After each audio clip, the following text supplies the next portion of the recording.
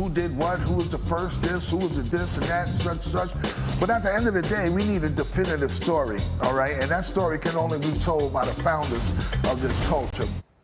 A new documentary reveals the untold history of hip-hop, hoping to dispel misconceptions and shed light on its true creators. It's called Microphone Check, and it was directed by hip-hop historian Tariq Nasheed. And Tariq joins us live in studio to talk about it. Welcome. Hey, thank you so much. This looks so good. I can't wait to see it. Thank you. What don't we know about the origins of hip-hop? There's a lot that people don't know. The origin, it really has not been talked about. All of the elements of hip-hop, the breakdancing, the graffiti, the rapping, the DJing. Nobody, the feuds. Right, the beefs. Nobody ever gets into the origins of it. How did this happen? Why did they create this in the Bronx? What made them create this culture that is now a global phenomenon? And that's what we wanted to tackle and talk about in the film. And what's the answer in like 5 words or less? Can you give it It's to a us? 2-hour and 30-minute film, so it's a lot of stuff to to get in. You got to see the film. Did anything about this surprise you while you were making the film? Did you go into it maybe with a misperception of your own? You know, I learned that they were just so young. They were in the Bronx, and these were like 14, 15-year-old kids creating this culture, and they were doing it to really stay out of trouble. You have to understand the environment in the Bronx in the 1970s. It was gang infested. You had drugs all over the place. It was being marginalized. Some of the resources were being drained out of the Bronx.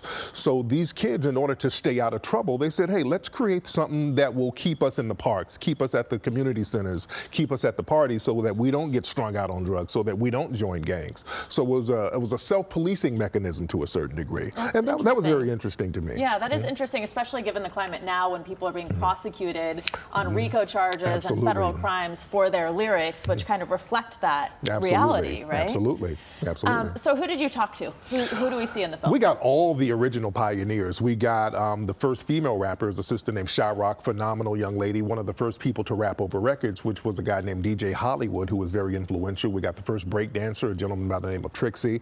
So we got a lot of the original pioneers, the person who created modern graffiti, a gentleman by the name of Cornbread. So we had them come along and tell their story because nobody was before them. So we wanted to find out what motivated them to create certain things that they did as far as the art of hip hop. That's so interesting. We talked about beefs a little bit. Of course, we know Kendrick Lamar and Drake. That's kind of the famous current one. But of course, there was Biggie and Tupac. And this is kind of a long tradition within the genre. So talk a little bit about what you learned about that. In our film, Microphone Check, we have a gentleman by the name of Busy B. And Busy B, old school rapper, he was one of the first people to get involved in what's now called a viral beef with a guy named Kool Moe Dee. The reason why their rap beef was so significant, it happened in 1981. This was the first time where rappers were using personal insults against each other. Usually rappers would just rap about general things. It would be crowd motivation. That particular battle, they were talking about each other personally, and that was the birth of diss records. And diss records, that's become a phenomenon within itself, like the beef with Drake and Kendrick Lamar. The #1 record right now is a diss record by Kendrick Lamar.